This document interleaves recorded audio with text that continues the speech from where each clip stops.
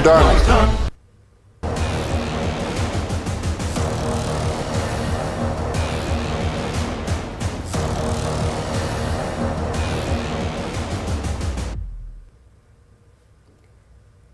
स्वास्थ्य जो जीवन का आधार है, जिसके निरोग रहने से जीवन पूर्ण है, उसे आज कोरोना काल में लोगों ने गंभीरता से लिया है। लेकिन अब चिंता उन बच्चों की जिनकी उम्र 18 साल से कम है, क्योंकि वो वैक्सीन से वंचित हैं। नमस्कार, मैं हूं आपके साथ विभा उपाध्याय और आप देख रहे हैं हमारा खास कार्यक्रम हेलो डॉक्टर। हमारे इस कार्यक्रम के जरिए हमारी कोशिश है आपको स्वास्थ्य से जुड़ी हुई हर जानकारी सिर्फ एक फोन कॉल के जरिए देने की। भारत में बच्चों की आबादी 1/3 है और ये तबका अभी भी वैक्सीन से महरूम है और वैज्ञानिकों की चिंता इसे लेकर बेहद लाजमी। बच्चों की देखरेख के लिए आधारभूत ढांचा कभी इतना मजबूत नहीं रहा, क्योंकि बड़ों के मुकाबले बच्चे कम बीमार पड़ते हैं और इसकी अब कमी जो है वो साफ महसूस की जाती हुई और इसीलिए ध्यान दिलाया जा रहा है कि हम तैयार रहें। तो बिना हिचक उठाइए फोन, लगाएं कॉल और जुड़िए हमारे साथ, जहां होंगे हमारे साथ एक्सपर्ट डॉक्टर्स और इनकी पूरी टीम जो आपको बताएंगे कि कैसे रखें अपने बच्चों का ख्याल, कैसे बढ़ाएं बच्चों की इम्यूनिटी और क्या करें और क्या ना करें।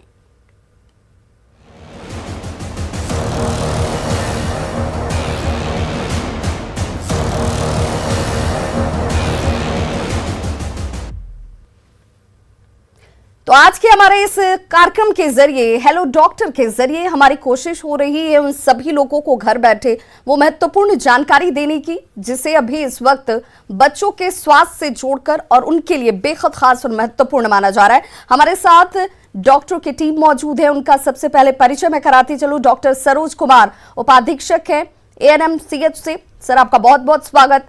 डॉक्टर शिखा रानी सीनियर रेजिडेंट PMCH से हमारे साथ जुड़ चुकी हैं, मैम आपका भी बहुत स्वागत। डॉक्टर विनय रंजन HOT हैं पीडिया हम महावीर वात्सल्य अस्पताल से, सर आपका भी बहुत स्वागत। Doctor Veena Singh additional professor हैं पटना से, मैम आपका भी बहुत स्वागत। सबसे पहले मेरा सवाल डॉक्टर शिखा रानी आपसे ही है, चूंकि जब बात बच्चों की होती है तो सबसे ज्यादा अगर किसी को कंसर्न होता है या उनके मनोभाव को कोई समझ सकता है तो एक माँ होती है। एक माँ के लिहाज से भी और एक डॉक्टर के लिहाज से भी मैं जानना चाहूंगी कि बच्चों के लिए इस वक्त परेशान माँ बाप जो ये सोच रहे हैं कि उनके लिए तो वैक्सीन नहीं है, उन्हें वैक्सीनेट नहीं किया गया है, क्या करें क्या ना करें। सबसे पहले तो विभा जी नमस्ते आपको और न्यूज़ 18 के जितने भी दर्शक हैं उनको मेरा सादर प्रणाम। ये लाजमी है कि जब बच्चे जो भी छोटे बच्चे हैं उनके माँ बाप अभी कोरोना के टाइम में थोड़े पैनिक हो जाते हैं, लेकिन मैं उनसे रिक्वेस्ट करना चाहूँगी कि अभी पैनिक होने से ज़्यादा बेटर है कि आप अपने बच्चों के साथ एक कम्युनिकेशन रखें। ऐसी जो डर वाली भावना है उसको मन से निकाल दें, क्योंकि कोरोना पे हमारी जीत हुई है और आगे भी होगी। डरने से हमारी इम्यूनिटी भी कम होती है। जब हम पेरेंट्स ही डर जाएंगे तो फिर बच्चों को हम वो अच्छी चीज़ें इनकलकेट नहीं कर सकते हैं। इसलिए डर को भगाना है और जो कोरोना अप्रोप्रिएट जो बिहेवियर है हैंड वॉशिंग के, सोशल डिस्टेंसिंग के, उसको बच्चों को अच्छे से समझाना है कि किस तरह से हम इससे बच सकते हैं। और बच्चों को साथ ही साथ बीइंग ए मदर, अगर आपको लगता है कि हमारे बच्चे की इम्यूनिटी थोड़ी डाउन है, सर्दी खांसी जुकाम है, तो आप घर पे जो नुस्खे करते हैं वो तो करें ही, लेकिन साथ ही साथ आप एक अपने जो लोकल पेडियाट्रिशियन है उनसे ज़रूर कंसल्ट करें, क्योंकि अपने से जो ओवर मेडिकेशन, सेल्फ मेडिकेशन, इन सारी चीज़ों से बचें और जो सरकार की गाइडलाइन है उसको सख्ती से पालन करें और बच्चों के साथ एक इमोशनल बॉन्डिंग बनाकर रखें। बिल्कुल, देखिए इस कोरोना ने एक जो महत्वपूर्ण बात जो सभी लोगों में एक बराबर और एक समान नजर आती है, जो होनी चाहिए, इमोशनल बॉन्डिंग, एक दूसरे को समझना। भी पैनिक क्रिएट मत कीजिए और जो कोरोना प्रोटोकॉल है उसका बखूबी पालन कीजिए। आप बहुत हद तक कोरोना को, इन तमाम चीज़ों को अपने जीवन में, अपनी दिनचर्या में या अपने व्यवहार में शामिल कर दूर कर पाते हैं और दूर रख पाते हैं। हमारे साथ एक कॉलर जुड़ गए हैं पटना से, सुनील पासवान। सुनील, आप अपना सवाल पूछिए। जी मैडम, करेक्ट में मेरे पोते का लगता है 8-10 दिन से बुखार है, वो टूट नहीं रहा है। उम्र क्या होगी? मुश्किल से 5-6 बरस। इसके अलावा किसी और तरह की कोई परेशानी? नहीं, कभी कोई परेशानी ऐसा नहीं है। डॉक्टर शिखा रानी क्या सजेस्ट करेंगे इन्हें? जी, अगर आपको ऐसा लग रहा है कि बच्चे को बुखार है और 10 दिन से, जैसा कि आपने कहा, तो मैं सबसे पहले आपको ये सजेस्ट करूँगी कि आप पास में जाके किसी डॉक्टर की सलाह पे आप उसका कोविड टेस्ट करा लें। जो भी टेस्ट अवेलेबल है, रैपिड एंटीजन टेस्ट या पीसीआर जो भी कराना है, आप सबसे पहले उसका कोरोना जांच करा लें। हो सकता है कोरोना का चांसेस है तो बन भी सकता है, और अगर जांच नेगेटिव आई तो जो आपके डॉक्टर्स होंगे वो और भी एक आध जांच करा के ब्लड रिपोर्ट के अकॉर्डिंग आपको मेडिसिन देंगे। आप उसको सेल्फ ट्रीट करने की ज़रूरत नहीं है तब तक जब तक आप जांच नहीं कराते हैं, जांच का रिपोर्ट नहीं आता है। आप अपने बच्चे को किसी कमरे में आइसोलेट कर दें, ताकि अगर कोरोना का रिज़ल्ट आते आते भी अगर पॉजिटिव आ गया, उसमें 1-2 दिन की अगर डिले होती है तो वो कंटेजियस जो है वो एक दूसरे से घर के और भी मेंबर को वो इन्फेक्ट ना करे। इसलिए प्लीज़ आप जांच जरूर कराएं। बिल्कुल, तो जिसका जिक्र डॉक्टर शिखा कर रही हैं, ये वो तमाम चीज़ें हैं जो आपको इस वक्त ध्यान देने की ज़रूरत है। और चूंकि तकरीबन 5 दिनों से बच्चे को लगातार बुखार आ रहा है, तो अब इसे लेकर डॉक्टरी सलाह की आपको ज़रूरत है। इसे करने में बिल्कुल देर न करें। डॉक्टर सरोज, मैं आपसे जानना चाहूँगी, जब बात छोटे बच्चों की होती है, उनके सिम्टम्स को समझने में, फिर उन्हें ये बात समझा पाने में कि आप मास्क पूरे टाइम पहन कर रखिए, बार बार हाथ धोते रहिए, ये तमाम चीज़ें बहुत मुश्किल हो जाती हैं। उन्हें कह पाना भी, समझा पाना भी, वो बेसिक चीज़ें क्या हो सकती हैं और कितना वक्त इंतज़ार करना चाहिए अगर आपके अंदर किसी तरह का कोई लक्षण जनरेट हो रहा है या दिख रहा है, तो बच्चों को लेकर खास तौर पर? जी नमस्कार। सबसे पहले मैं ये बताना चाहूँगा कि जो बच्चों में, ज़्यादातर बच्चों में ये जो कोविड इन्फेक्शन होते हैं वो एसिम्प्टोमेटिक होते हैं। मतलब लगभग 80% बच्चों में कोई लक्षण नहीं दिखता है। बाकी बच्चों में सर्दी, खांसी या फिर गले में दर्द, बुखार, ये सब लक्षण आ सकते हैं। और कुछ बच्चे सीरियस हो जाते हैं जिनका परसेंटेज बहुत ही कम है, जो कि जिनमें सांस की दिक्कत आती है या बच्चे का ब्लड प्रेशर कम हो जाता है या और अन्य लक्षण आते हैं जैसे बेहोशी वगैरह। तो ये ध्यान रखना है पेरेंट्स को कि जब भी किसी बच्चे में खांसी, सर्दी, बुखार हो तो सबसे पहले आप बच्चे को जो कोविड एप्रोप्रिएट बिहेवियर है वो ज़रूर फॉलो करवाएं।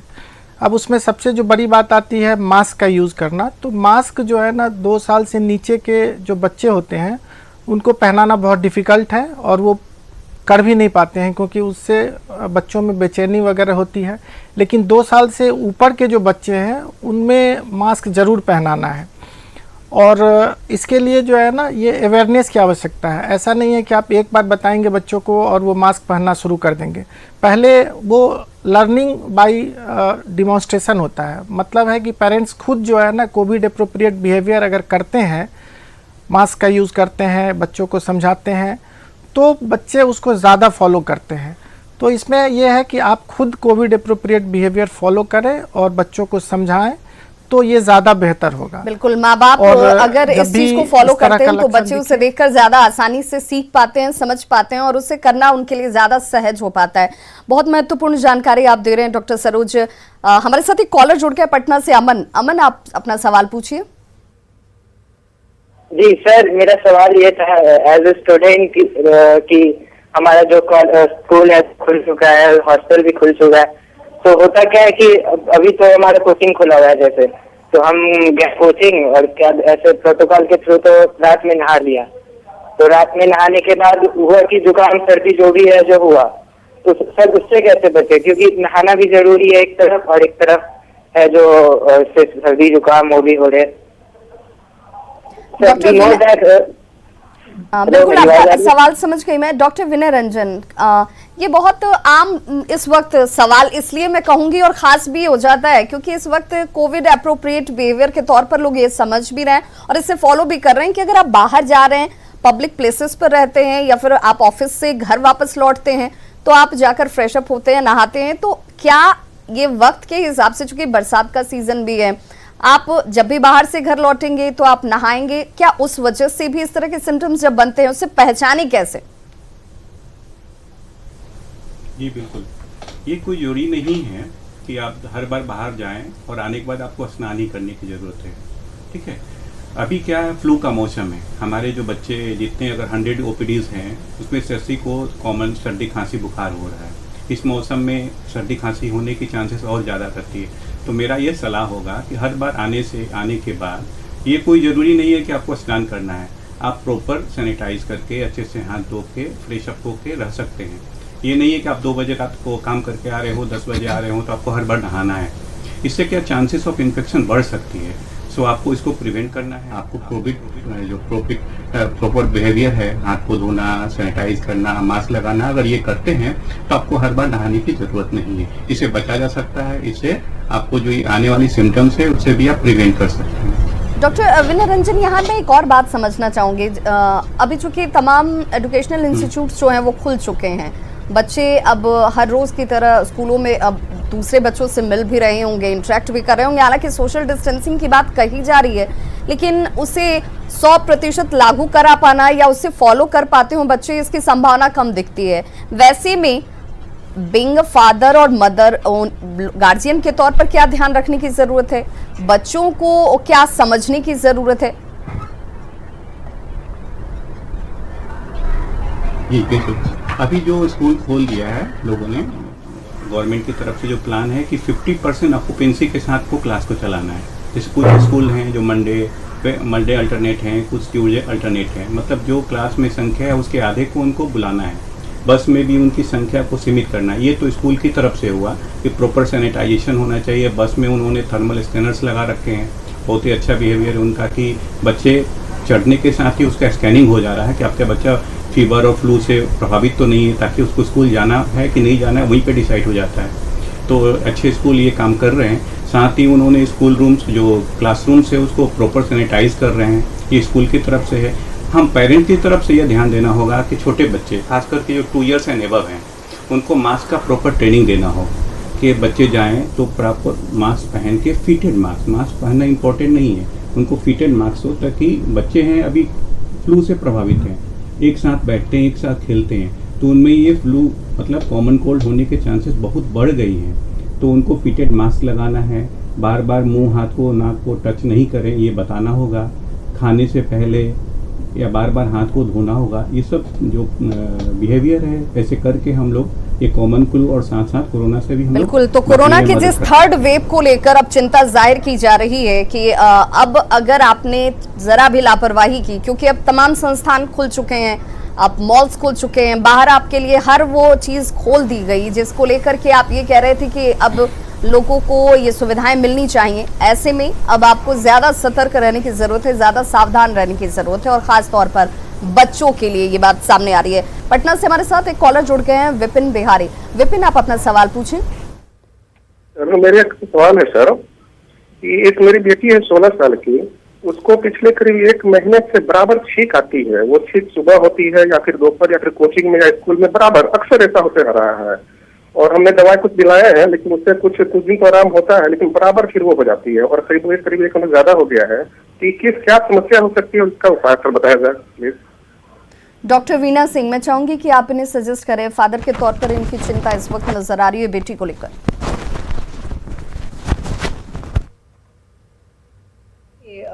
बच्चों में जब आमतौर पर छींक की ये शिकायत होती है किसी भी टाइम, ज़्यादातर बच्चों में ये सुबह के समय देखा जाता है, तो उनमें एलर्जी के कुछ लक्षण होते हैं। बच्चों में बहुत तरह के एलर्जी की बीमारियां रहती हैं। बच्चों के डॉक्टर्स इस पर ज़्यादा बता सकते हैं। तो इसमें करना क्या होता है कि इमीडिएटली अगर छींक से निदान पाना है तो एंटी एलर्जिक दवा, कुछ सेट्रिजिन टाइप का घर में रखना होता है, जो छोटे बच्चों में आधा टैबलेट, थोड़े बड़े बच्चों में एक पूरा टैबलेट दे दिया जाता है। लेकिन अगर ये बार बार और लगातार हो रहा है तो मेरा यही सजेशन रहेगा कि एक बच्चों के डॉक्टर को कंसल्ट करें और किस तरह की एलर्जी है इसके बारे में जानकारी रखें। हवा में बहुत सारे एलर्जेंस होते हैं जिनसे फिर परहेज करना पड़ता है इन बच्चों को। बचाव करेंगे तभी वो एलर्जेन से एक्सपोज नहीं होते हैं और फाइनली इनका प्रॉब्लम का सॉल्यूशन होता है। तो अगर काफ़ी दिनों से या काफ़ी समय से ऐसा रह रहा है और बहुत फ्रिक्वेंटली हो रहा है तो बेहतर यही होगा कि बच्चों के डॉक्टर से अपने बच्चे को दिखाएं और उचित परामर्श लें और वैसा ही करें। बिल्कुल। बिल्कुल, तो डॉक्टरी सलाह के अनुसार ही आप अपना व्यवहार करें। आप सुनी हुई बातों पर या कही हुई बातों पर सीधे तौर पर आप किसी भी मेडिसिन का सेवन ना करें, ये ज़्यादा खतरनाक हो सकती है। और अगर बार बार किसी तरह की समस्या आपको परेशान कर रही है तो आपको डॉक्टरी सलाह की सख्त ज़रूरत है और उसी के अनुरूप आप दवाओं का सेवन भी करें। हमारे साथ एक कॉलर जुड़ गए हैं भागलपुर से, अजय। अजय, आप अपना सवाल पूछिए। जी, मेरा बेटा 8 साल उम्र है जी, और वो लैट्रिन जो है सप्ताह में 3 दिन जाता है। एक दिन के बाद दो दिन के बाद या 3 दिन के बाद ऐसे ही कंटिन्यू वो लैट्रिन में जा जाता है। कॉन्स्टिपेशन की समस्या रहती है? जी, कॉन्स्टिपेशन की समस्या रहती है बच्चे को? हाँ जी, कॉन्स्टिपेशन की समस्या रहती है। डॉक्टर सरोज, आप इन्हें क्या सजेस्ट करेंगे? अभी अमूमन बच्चों के अंदर इस तरह की परेशानी या समस्या कहें बहुत आम तौर पर नजर आने लगी। इसके पीछे की वजह आप क्या देखते हैं और इस वक्त क्या इनके लिए सजेशन होगी? जी बिल्कुल, ये जो कॉन्स्टिपेशन यानी कब्ज की शिकायत है ये बच्चों में बहुत ज़्यादा ही कॉमन है और इसका जो सर्वप्रमुख जो कारण है, जो मोस्ट इम्पॉर्टेंट कारण है, उसे हम लोग फंक्शनल कॉन्स्टिपेशन कहते हैं, जो कि खान पान में बदलाव या बिहेवियर, एप्रोप्रिएट बिहेवियर से ठीक किया जा सकता है। ज़्यादातर बच्चे ऐसा होते हैं कि वो सिर्फ दूध पिलाती हैं माँ, जो पेरेंट्स होते हैं सिर्फ दूध देते हैं और जो अनाज होता है या फल या सब्जी ये सब जो है ना नहीं देते हैं। तो ऐसे कंडीशन में कॉन्स्टिपेशन की शिकायत ज़्यादा होती है बच्चों में। तो ये आप इंश्योर करें कि बच्चों को जब भी 6 महीना के ऊपर के जो बच्चे हैं, 6 महीना के बाद जो है ना दूध के अलावा, माँ के दूध के अलावा अनाज देना होता है। और धीरे धीरे जैसे बड़े होते जाते हैं बच्चे और लगभग 2 साल के बाद तो घर का बना हुआ जो खाना हम लोग एडल्ट खाते हैं वो सारा खाना बच्चों को भी खिलाना है। खाने में जो है ना फल ज़रूर होना चाहिए, साग सब्जी ज़रूर होना चाहिए। कहने का मतलब कि एक बैलेंस डाइट देना चाहिए, एक इम्पॉर्टेंट चीज़। दूसरा जो टॉयलेट ट्रेनिंग होता है ये भी बच्चों को देना है, मतलब बच्चों को हैबिट बनवाना है कि रेगुलर बेसिस पे वो समय पे टॉयलेट जाएं। तो ये 2 इम्पॉर्टेंट चीज़ है। लेकिन इसके अलावा भी कई ऐसी बीमारियां होती हैं जिसके कारण इस तरह का कॉन्स्टिपेशन हो सकता है। तो अगर ये कॉन्स्टिपेशन इन सारी उपायों को फॉलो करने के बाद नहीं ठीक होता है तो आप अपने नज़दीक के पेडियाट्रिशियन से ज़रूर दिखाएं और उनके सलाह को फॉलो करें। बिल्कुल, तो डॉक्टर सरोज जो जानकारी दे रहे हैं ये एज ए फादर जिनका सवाल था उनको बहुत काम आएगी, क्योंकि बच्चों को लेकर के अभिभावकों की परेशानी साफ नजर आती है। हमारे साथ एक कॉलर जुड़ गए हैं झारखंड के गोड्डा से, विकास। विकास, आप अपना सवाल पूछिए। हेलो विकास, आप अपना सवाल पूछें, आपकी आवाज आ रही है। प्रणाम सर। मैडम दीजिए डॉक्टर साहब को।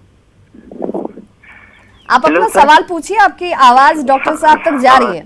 ठीक है सर, सवाल पूछते हैं सर। हम थोड़ा सा जा रहे थे छुट्टी से मेहमान के दिन घर, तो मेरा एक्सीडेंट हो गया, तो यहाँ पे इलाज सफर नहीं हुआ तो सिल्लीगुड़ी में इलाज किया सर।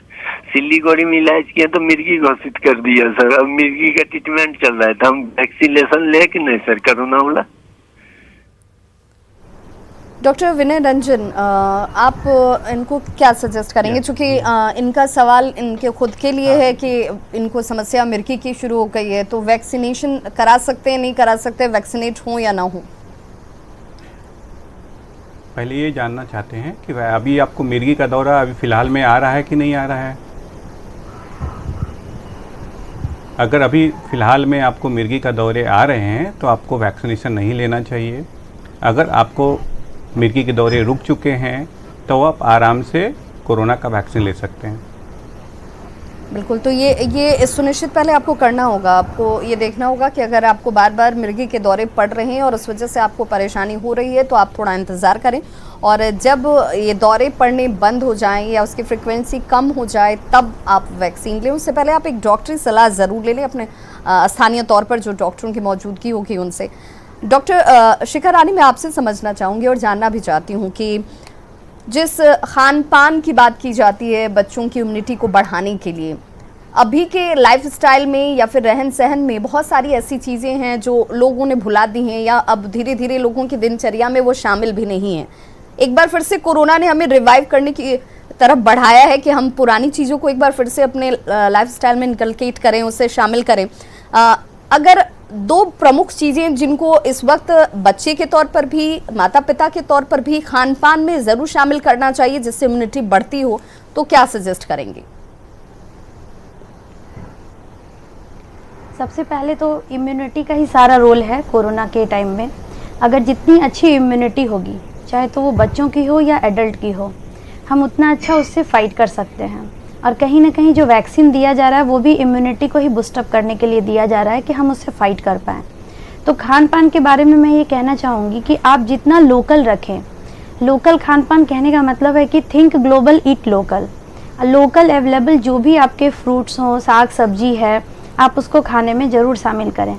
जैसा कि कॉन्स्टिपेशन में भी अभी डॉक्टर साहब ने कहा था कि जितना रफेज होगा आपके प्लेट में उतना ही अच्छा रहेगा। तो कोरोना के टाइम में बेसिकली विटामिन सी और जिंक पे हमें ज़्यादा फोकस करना चाहिए। सी का जो सोर्स है, जो सिट्रस फ्रूट है, जो खट्टे फल हैं, जैसे लोकल अवेलेबल फल में क्या क्या हो सकता है, अमरूद हो सकता है या नींबू हो सकता है। तो बच्चों को भी दाल में नींबू डाल के खाने की हैबिट डेवलप कराएं। खुद से खाने से पहले जो हैंड वॉशिंग का जो तरीका है, जो 20 स्टेप्स हैं, जो 10 स्टेप्स हैं हैंड वॉशिंग के, वो उसको बताएं कि एक कोई भी छोटा सा एक राइम्स गाते गाते आपको हैंड वॉशिंग करनी है, ताकि उतने देर तक आपके जो हाथ में जो आपने सोप लिया, वाटर लिया है, उससे आपकी प्रॉपर हैंड वॉशिंग हो पाए। खाने में भी आपको हाइजीन का ध्यान रखना होगा। Being a mother, being a cook, आप देखिए कि खाना बनाने के टाइम में आप प्रॉपर मास्क पहने रहें, हाथ को अच्छे से धो लें। साग सब्जी बाहर से जो भी आती है उसको अच्छी तरह से गर्म पानी से धोकर ही बनाएं। और बच्चों को भी बताएं कि आपको जो खाना आप खाते हैं उसमें कितना आपके प्लेट में, यूजुअली बच्चे हेल्दी चीज़ खाना पसंद नहीं करते हैं, तो आप सारे फैमिली मेम्बर को बच्चों के साथ बैठ के खाना चाहिए और उनको रिवॉर्ड देना चाहिए कि आज जो हेल्दी खाना, जो घर में बच्चा सबसे अच्छा हेल्दी खाना खाएगा या जो ये फ्रूट्स खा लेगा, तो उसको हम अपने तरफ से एक रिवॉर्ड देंगे। तो इस तरह बच्चों में एक हैबिट डेवलप करनी पड़ेगी खान पान को लेके, हरी साग सब्जी। और एक मोस्ट इम्पॉर्टेंट थिंग मैं कहना चाहूँगी कि बच्चों को ये बताना होगा कि जितना कलर आपके प्लेट में होगा, यानी फल जो भी आप डालेंगे, साग सब्जी कलरफुल होना चाहिए। बच्चे यूजुअली एक ही चीज़ अगर पसंद आता है तो वो आलू ही खाते रहते हैं। उन्हें बताना है कि हरा, लाल, पीला जितना प्लेट में होगा उतना ही इम्यूनिटी बच्चों की डेवलप करेगी। तो खान पान का बहुत खास ध्यान रखना है। बिल्कुल। तो देखिए, आपको किसी मेडिसिन की भी ज़रूरत तब तक नहीं पड़ती है अगर आपकी दिनचर्या अच्छी होती है, आपका खान पान अच्छा होता है, आपका लाइफस्टाइल अच्छा होता है। और लाइफस्टाइल से मतलब सिर्फ पहनावे ओढ़ावे से नहीं है, खान पान में क्या चीज़ें आप खाते हैं, जिसका जिक्र भी डॉक्टर शिखा रानी कर रही हैं कि कलरफुल खानों को अपने थाली में शामिल कीजिए, उसे खाइए, बच्चों को खिलाने की कोशिश कीजिए, उनके व्यवहार में बदलाव इस तरीके से धीरे धीरे आएगा और उनकी इम्यूनिटी खुद ब खुद बढ़ेगी और बीमार कम पड़ेंगे और इस तरह की परेशानियों से माँ बाप को कम जूझना होगा। सरिता हमारे साथ जुड़ गई हैं धनबाद से। सरिता, आप अपना सवाल पूछिए। हेलो, आप अपना सवाल पूछिए सरिता। हाँ, मेरे बेटी है 2 साल 4 महीना की जी। उसको थोड़ा आज से खांसी, सर्दी, बुखार हो रहा है और उल्टी भी हुई 2-3 को। तो क्या जैसे उपाय, कुछ पैरासीटामोल बुखार का दवा दिए हैं। जी, डॉक्टर शिखा रानी। बिल्कुल, अगर आपके बच्चे को ऐसा लग रहा है कि ये सारे सिम्टम हैं, तो देखिए सिम्टम तो आपके वाकई कोरोना के ही हैं। कोरोना में भी फीवर होता है और सर्दी, खांसी, जुकाम, ये सारी चीज़ें होती हैं, ड्राई कफ हो जाता है। तो सिम्टम तो आपने जो बताया वो कोरोना के ही लक्षण हैं। तो आप पास में किसी भी जगह पे जहाँ टेस्टिंग हो रही होगी, सबसे पहला टेस्ट आप कोरोना का कराएं, क्योंकि जो भी अवेलेबल टेस्ट है उससे सबसे पहले ये पता चल जाएगा कि बच्चे को अगर कोरोना है तो उसको फिर कोविड जो प्रोटोकॉल है उसको आपको फॉलो करना पड़ेगा। और अगर नहीं होगा तो जो रेस्पेक्टिव मेडिसिन, जिस भी बीमारी का डॉक्टर सस्पेक्ट करेंगे, वो आपको चलाया जाएगा। और एक चीज़ और ध्यान रखना है कि आपने कहा कि आप पैरासीटामोल दे रही हैं, आप दे रही हैं, फीवर तो उससे कंट्रोल हो जा रहा होगा, लेकिन आप सेल्फ मेडिकेशन ना करें, एक कोरोना का जांच करा लें और बच्चे को तब तक आइसोलेट करके रखें। क्योंकि बच्चा आपका 2 साल का है तो उसके साथ आपको भी बीइंग ए मदर साथ में आइसोलेट होके रहना पड़ेगा और आपको खास ख्याल रखना पड़ेगा। जब जब आप बच्चे के पास जाएं, आप तो मास्क पहन के ही रखें, हाथ को अच्छे से सैनिटाइज करके कमरे में एक सैनिटाइज़र रख लें। और जब तक रिपोर्ट नहीं आ जाता है आप अपने बच्चे के साथ आइसोलेट रहें और गर्म चीज़ों का सेवन बच्चों को जितना करा सकें वो कराएं और हाइजीन का खास ख्याल रखें। डॉक्टर शिखा रानी, इसी से जुड़ा मेरा एक सवाल ये भी है कि बड़ों को लेकर ये कहा जाता है कि आप बहुत ज़्यादा पैनिक मत होइए, बहुत जल्दी इसे घबराने की ज़रूरत नहीं है या डॉक्टर के पास दौड़ने की ज़रूरत नहीं है। पहले आप अपने लक्षण को मॉनिटर कीजिए। 2-3 दिनों तक अगर कंटिन्यूस बुखार रहती है तब आपको डॉक्टर से सलाह की ज़रूरत पड़ती है। लेकिन क्या बच्चों को लेकर के आपको पहले दिन से ही डॉक्टरी सलाह की ज़रूरत है क्या? नहीं, ऐसा बिल्कुल ज़रूरी नहीं है। जैसा कि डॉक्टर साहब ने अभी कहा है कि 80% बच्चों में देखा गया है कि बच्चे एसिम्प्टोमेटिक होते हैं और बच्चों में जो ज़्यादा सीवियर जो इन्फेक्शन का चांस होता है वो भी बहुत कम होता है। तो इस तरह एक दिन में ही बुखार हो गया और आप पैनिक होकर डॉक्टर के पास दौड़ेंगे तो ऐसा ज़रूरी नहीं है। इससे बच्चे को और ज़्यादा एक्सपोजर होगा क्योंकि किसी भी डॉक्टर के क्लिनिक में भीड़ भाड़ बहुत ज़्यादा होता है। तो अभी जैसा सिनेरियो चल रहा है उसके अकॉर्डिंग बिहार में केसेस भी बहुत कम आ रहे हैं। तो इसके अकॉर्डिंग आप 2-3 दिन बच्चों को जैसे भी आप अगर रखती हैं फ़ोन कॉल पे डॉक्टर से सलाह ले लें। अभी के टाइम में तो बहुत लोग फ़ोन पे एक दूसरे की हेल्प भी कर रहे हैं, तो आप उसको लेके घर पे कर सकती हैं। 2-3 दिन मॉनिटर करने के बाद ही आप डॉक्टर के पास जाइए। अगर फीवर या खांसी या डायरिया इस तरह का कोई 2 से 3 दिनों में क्या दवाइयाँ बच्चों को दी जा सकती हैं अगर उनके अंदर ये लक्षण दिख रहे हो? तो अगर उनके बुखार आ रही है तो ये दवाई आप बच्चे को दीजिए, 2 से 3 दिनों तक मॉनिटर कीजिए और उसके बाद फिर अगर नहीं उसमें सुधार होता है तो आप डॉक्टर के पास जाइए या फिर कोरोना जांच करवाएं। बिल्कुल बिल्कुल।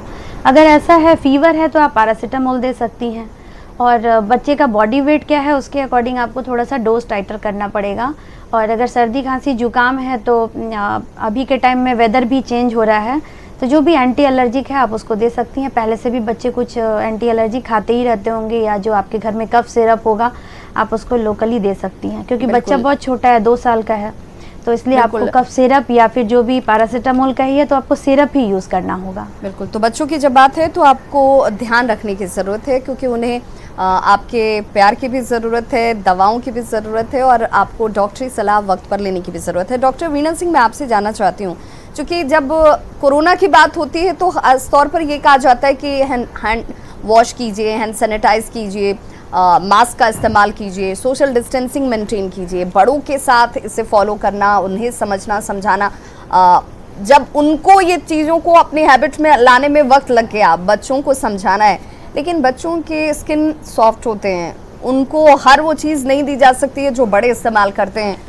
तो क्या ये सैनिटाइज़र का इस्तेमाल जो है वो बच्चों के लिए प्रिस्क्राइब्ड है, बच्चों को इसका इस्तेमाल करना चाहिए? और अगर नहीं करना, वो एज लिमिट क्या हो, एज ग्रुप क्या हो जो इसका इस्तेमाल कर सकते हैं और उससे कम उम्र के या उससे कम एज के बच्चे ना करें?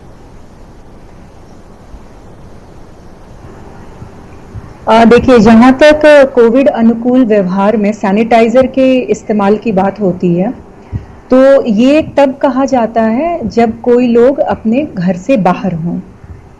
तो ये कहा जाता है कि अपने गाड़ी में सैनिटाइज़र रख लीजिए या पॉकेट में रख लीजिए, ताकि अगर हम बाहरी कोई भी वस्तु या कोई सामान छू रहे होंगे उसके बाद हाथ धोने की व्यवस्था नहीं रहती है तो हम अपने हाथों को सैनिटाइज कर सकते हैं। लेकिन जब घर में हैं तो ये प्रेफरेबल है कि अगर बाहर की कोई चीज़ को छुएं या फिर बच्चे खेल करके आ रहे हैं तो हाथ को साबुन पानी से धोना हमेशा प्रेफरेबल है। तो बच्चे चूँकि बाहर बहुत ज़्यादा जा नहीं रहे हैं, जब स्कूल जाते हैं तो उनके बैग में सैनिटाइज़र रहता है जो कि वो इन बिटवीन यूज़ कर सकते हैं, कभी बुक्स या कॉपी छुएं और उसके बाद अपने मुंह नाक के पास हाथ लाने से पहले। अदरवाइज स्कूल में भी खाने से पहले उनको हाथ धोना ही सिखाया जाता है।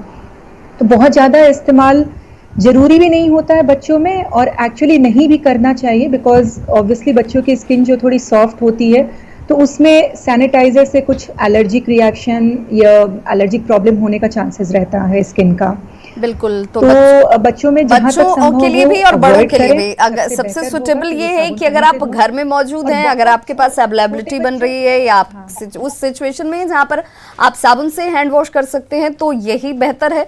और सैनिटाइजर का इस्तेमाल कम से कम, और वैसी जगहों पर जहाँ पर पानी की उपलब्धता ना हो या फिर आपके लिए सुटेबल सिचुएशन ना हो तो वहाँ पर आप सैनिटाइजर का इस्तेमाल करें। बिल्कुल। हमारे साथ एक कॉलर जुड़ गए हैं गवास्कर भागलपुर से। गवास्कर, आप अपना सवाल पूछिए।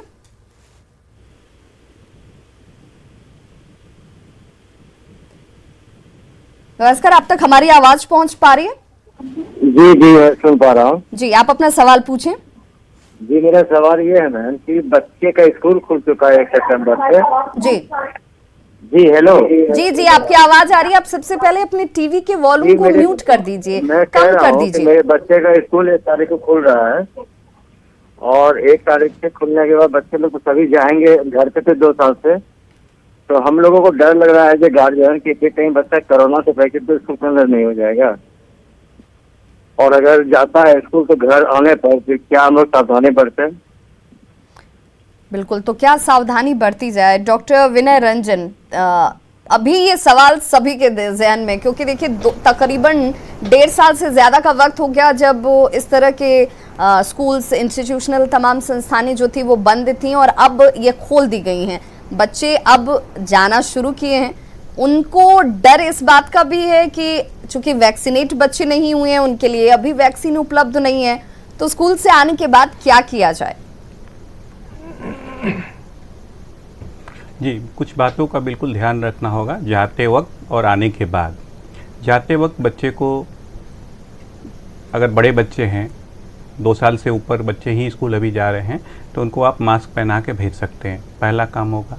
उनके बैग में एक छोटा सैनिटाइज़र का शीशी दे सकते हैं कि अगर उनको टिफ़िन करना हो, हाथ मुंह को टच करना हो तो उसे सैनिटाइज़ कर सकते हैं।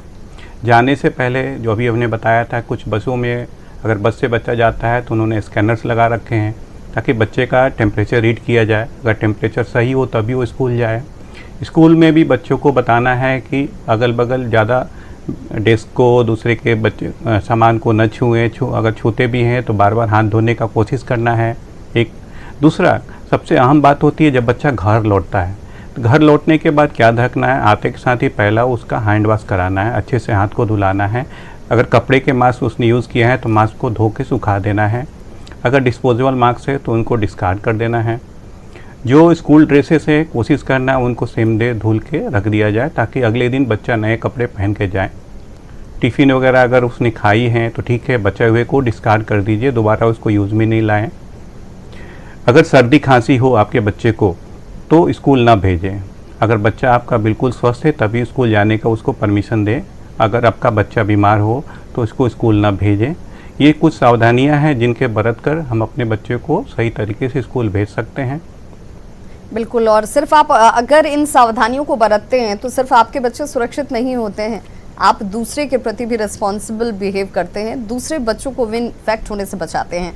थोड़ी सी सावधानी से कोरोना से जीत भी हासिल हो सकती है और कोरोना संक्रमित होने से बचा भी जा सकता है। अपने और अपनों का ख्याल रखने के लिए ये गाइडलाइंस, इसका पालन किया जाना जरूरी है। हमारे साथ एक कॉलर जुड़ गए हैं, गणेश कुमार गुप्ता धनबाद से। गणेश, आप अपना सवाल पूछें। जी मैडम, पूछना है, मेरी एक पोती है 3 साल 2 महीने की हो गई है जी।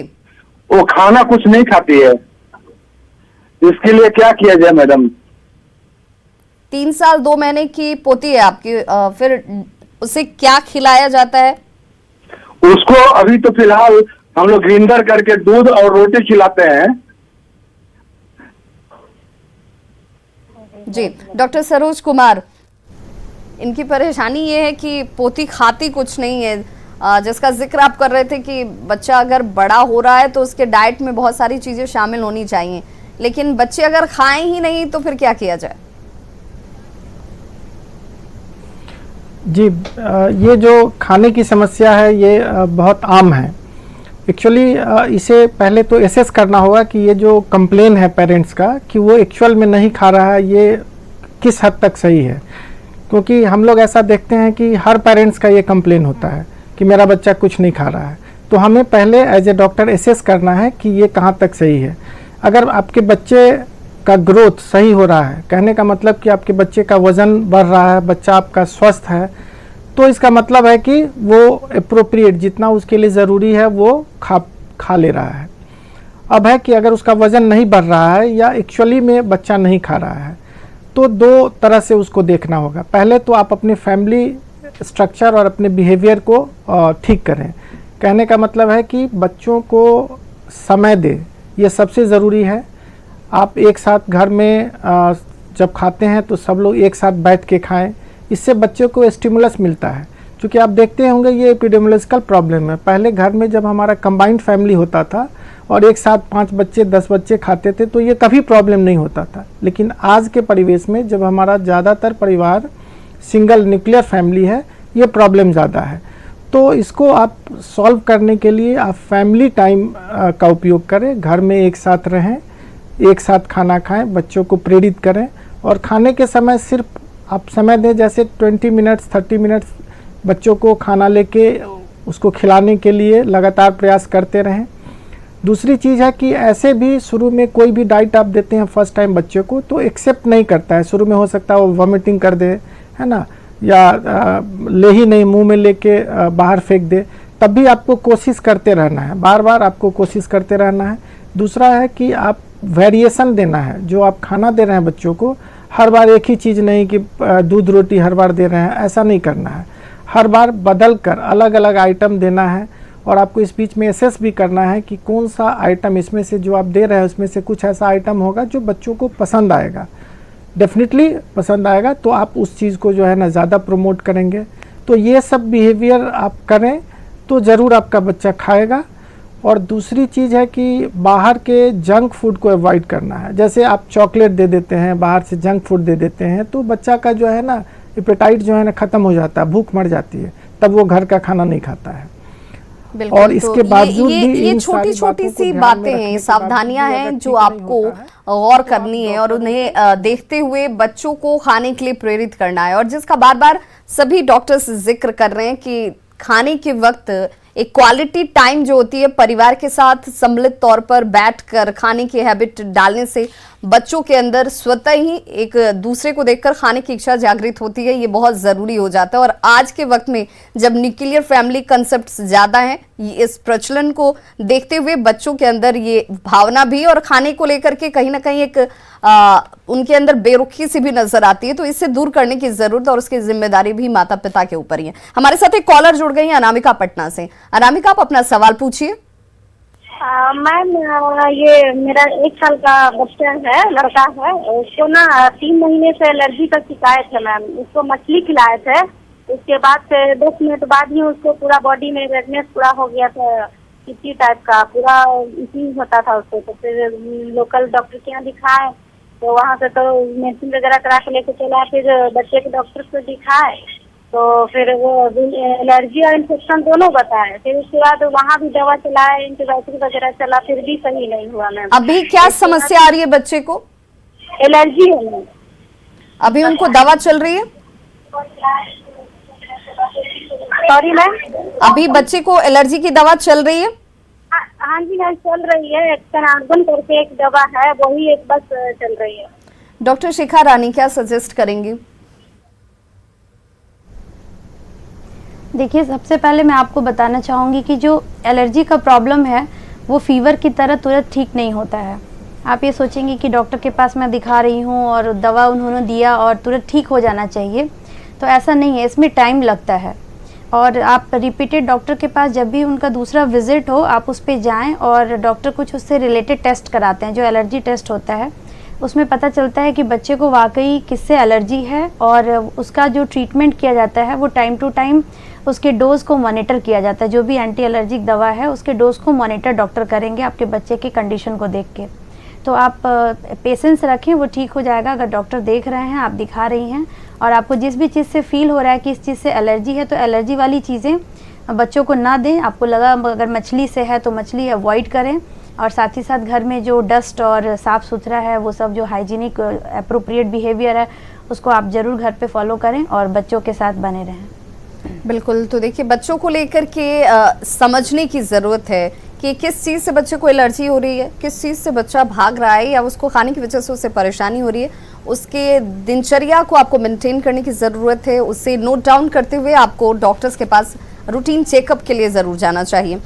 राजस्थान से हमारे साथ एक कॉलर जुड़ गए हैं, निर्भय। निर्भय, आप अपना सवाल पूछिए। सर, मेरा जैसे कि मैं अभी मैंने देखा चैनल पे तो कुछ डॉक्टर सब बता रहे हैं जी, तो कुछ मेरा समस्या है। जैसे कि मैं कई सालों से कई रिपोर्ट में मैंने करा लिया, दवाइयाँ भी कराई, तो मेरा बाथरूम का समस्या बार बार है। घंटे में 4 बार 5 बार हो जाता है, आ जाता है। इसके लिए सर डॉक्टर विनय रंजन क्या सजेस्ट करेंगे? इन्हें बार बार मोशन की समस्या है,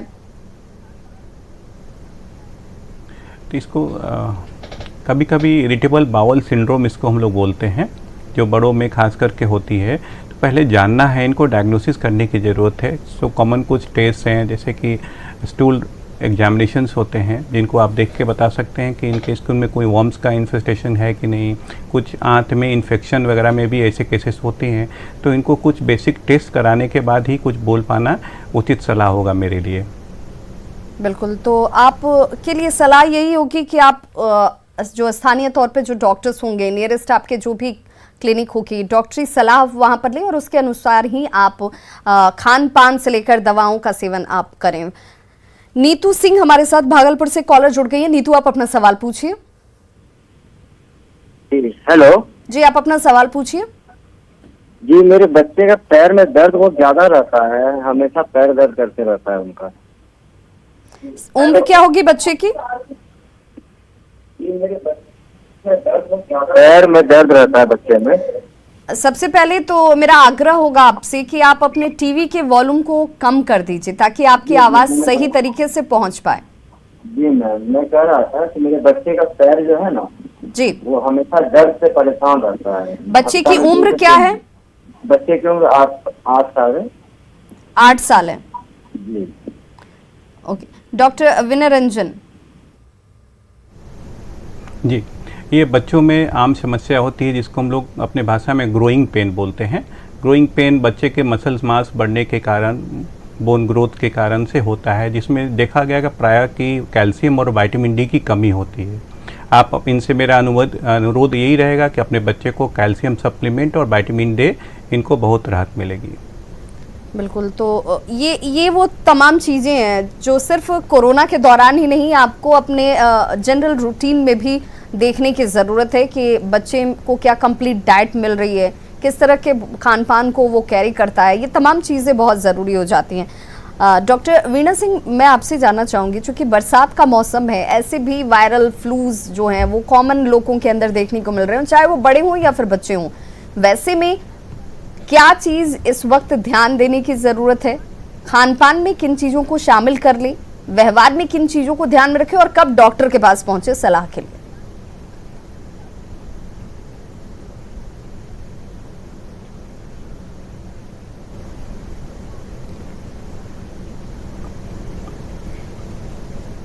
डॉक्टर वीणा सिंह, आप तक हमारी आवाज पहुंच पा रही है? जी बिल्कुल बिल्कुल, आपका सवाल एकदम क्लियर है जी। मैं ये कह रही थी कि जब भी मौसम बदलता है और स्पेशली जब बरसात का समय होता है, जब ह्यूमिडिटी बढ़ जाती है, तो फिर इस समय कुछ तरह के जो वायरल डिजीजेज होते हैं उनका प्रकोप बढ़ जाता है। उसमें हम ये तो कॉमन फ्लू कह लें या फिर इन्फ्लुएंजा जिसको कहते हैं। इसमें जो 2-3 चीज़ें ध्यान देने योग्य हैं कि अपना व्यवहार, जैसे कोविड अनुकूल व्यवहार लोगों ने सीखा, उसी तरह से ये कॉमन फ्लू से भी बचने के कुछ व्यवहार चीज़ें होती हैं। बहुत भीड़ भाड़ वाली जगह में लोगों के पास इसमें भी नहीं जाना चाहिए। जैसे कोरोना वायरस जो है सांस के जरिए एक व्यक्ति के सांस से निकला हुआ दूसरे व्यक्ति में घुसता है, उसी तरह से ये इन्फ्लुएंजा का भी वायरस होता है। तो लोगों से दूरी बना लेने से इस कॉमन फ्लू से भी बचाव होता है। मास्क तो अभी कोविड के कारण लोग लगाएंगे ही, तो इसमें थोड़ी सी कटौती आएगी। और दूसरा जो खान पान में ध्यान रखना है उसमें ये है कि नॉर्मली हम लोग हर तरह से चीज़ें बताते हैं कि समय पे खाना है, सही मात्रा में खाना है, और हरी सब्जियां, फल, ये सब थोड़ा सा ज़्यादा रखना है। बच्चों को दूध पीना एनकरेज करना होता है, कुछ ड्राई फ्रूट्स दिया जाता है। इन सब सारी चीज़ों से इम्यूनिटी बढ़ती है, चाहे ये इम्यूनिटी कोविड के लिए ज़रूरी हो या फिर किसी दूसरे इन्फेक्शन के लिए भी। और किसी भी कोई व्यक्ति अगर जो छींक रहा है, खांस रहा है या जिसे बुखार है, उसके पास तो बिल्कुल नज़दीक नहीं जाना है, चाहे बाहर में चाहे घर के अंदर। तो ये तमाम चीज़ें हैं जिसको कि यूज़ करके हम लोग ना सिर्फ कोविड के इन संक्रमण से बच सकते हैं, बल्कि जो दूसरे वायरल इन्फेक्शन जिनका प्रभाव बरसात में ज़्यादा बढ़ जाता है उनसे भी बचा जा सकता है। तो ये सावधानियां हैं कुछ, और कहते हैं कि सावधानी बरत कर आप परेशानी से बच सकते हैं, तो ये सावधानी बरतना बहुत जरूरी है। हमारे साथ एक कॉलर जुड़ गए रांची से, विनोद कुमार। विनोद, आप अपना सवाल पूछिए। जी, मेरी बच्ची 3 साल की है जी, एंड उसका प्रॉब्लम शुरू से ही है कि वो सोती है रात में और दिन में जगती है। जैसे अगर मैं पिछले 4-5 दिन की बात करूँ तो सुबह 6-7 बजे सोती है, दिन भर सोती है, शाम में 5 बजे 4 बजे उठती है। फिर इसके लिए मैंने जैसे शुरू में मैंने गैनाकोलॉजिस्ट से बात किया, जैसे हाँ वो बॉर्न हुई थी हॉस्पिटल में, उन्होंने कहा कि 45 डेज का साइकिल होता है, फिर बच्चों का साइकिल बदलता है, बट नहीं बदला। फिर इन 3 सालों में जब भी कभी वो बीमार पड़ी, पेडिट्रिशियन के पास गया तो वहां भी उन्होंने यही सलाह दिया, नहीं ये अपने आप ठीक हो जाएगा। बट अभी हमने स्कूल में एडमिशन भी करा दिया, सब कुछ, हम कुछ परफॉर्म नहीं कर पा रहे क्योंकि वो सोती रहती है दिन में, और दिन में ऐसे जगती है रात में जैसे कि वो दिन हो, खेलना, खाना मांगना, सब कुछ। बिल्कुल आपकी परेशानी समझ रही हूँ मैं। डॉक्टर शिखा रानी, देखिए बच्चों के अंदर इस तरह के बिहेवियर को देखकर माँ बाप का परेशान होना या फिर उससे लेकर वरिड होना बहुत स्वाभाविक नजर आता है। इनकी परेशानी आपने सुनी होगी, क्या सजेस्ट करेंगी? देखिए, इनकी परेशानी जो है उसमें बच्ची अगर रात में जगती है तो कोशिश ये करना है कि बच्ची को दिन में ना सोने दें, क्योंकि हर इंसान का, चाहे वो बच्चा हो या बड़ा हो, उसका जो एक स्लीप साइकिल है, वो नंबर जो टाइम है वो फिक्स है। तो अगर नेचुरली बच्ची दिन में ज़्यादा देर सो जाएगी तो रात में उसको सोने में प्रॉब्लम होगी, नींद नहीं आएगी। तो उसको दिन में आप किसी भी तरह की जो एक्टिविटी है, गेम है, आप उसमें उसको जगा के रखें और उसको एक अच्छा सब कुछ दिन में एक नॉर्मल रूटीन की तरह आपको कुछ दिन तक पेशेंस के साथ उसके साथ करना पड़ेगा। एक अच्छे फिक्स टाइम पे उसको एक अच्छी बात दें, अच्छे से नहला धुला के, और कोशिश करें कि उसको दिन में ना सोने दें। आप उससे बातें करें, टीवी देखें या आप उसको खाने में एंगेज रखें, उसको कुछ कुछ खेलने का सामान दें, उसके एक्साइटमेंट लेवल को दिन में बढ़ा के रखिए। और रात में उसके लिए अप्रोप्रिएट एक सोने का जो इन्वायरमेंट होता है, एक टेम्परेचर अच्छा हो या फिर लाइट ना जले। बच्चे को यूजुअली लाइट से भी नींद नहीं आती है, तो ये सब लाइट वाइट ऑफ करके जो एक फिक्स टाइम पे आप उसको लेकर बच्चे को सो जाएं। मदर के साथ बच्चे सोएंगे, उसको जो जैसे भी आपको लगता है इसको नींद आती होगी, अच्छी कहानियाँ सुना के या कोई लोरी सुना के। और सोने से पहले बच्चे को जितना भी खाने का जो उसका, इतना मदर को पता होना चाहिए कितने में मेरे बच्चे का पेट भर जाएगा। पेट भर जाए, उसको एक अप्रोप्रिएट टाइम पे उसको सुसु करा के, कि रात में फिर उसका कई बच्चों को सुसु की वजह से भी रात में उसकी नींद खुल जाती है। तो ये सारी चीजों को आपको ध्यान में रखना पड़ेगा। अभी माँ बाप को बच्चे के ऊपर मेहनत करने की जरूरत है, उसके लिए थोड़ा आपको कोशिश करने की जरूरत है कि उसकी दिनचर्या सही रूटीन को फॉलो कर पाए, सही तरीके से वो समय पर सो पाए और समय पर जाग पाए। उसके लिए थोड़ी आपको कोशिश ज्यादा करनी होगी, लेकिन ये ऐसी परेशानी नहीं है जो दूर नहीं हो सकती है। बहुत बहुत शुक्रिया आप सभी मेहमानों का हमारे साथ जुड़ने के लिए और इतनी महत्वपूर्ण जानकारी हमारे दर्शकों तक पहुंचाने के लिए। तो हमारे इस खास कार्यक्रम में आज बस इतना ही। हर बार हमारी कोशिश यही कि आपको आपकी परेशानी से निजात मिल सके, आपको वो सही डॉक्टरी जानकारी मिल सके जिसके अनुरूप आप व्यवहार करें और परेशानी से दूर रहें। बहुत बहुत शुक्रिया आप सभी का। आज के इस खास कार्यक्रम में बस इतना ही, लेकिन न्यूज़ 18 पर खबरों का सिलसिला लगातार जारी है।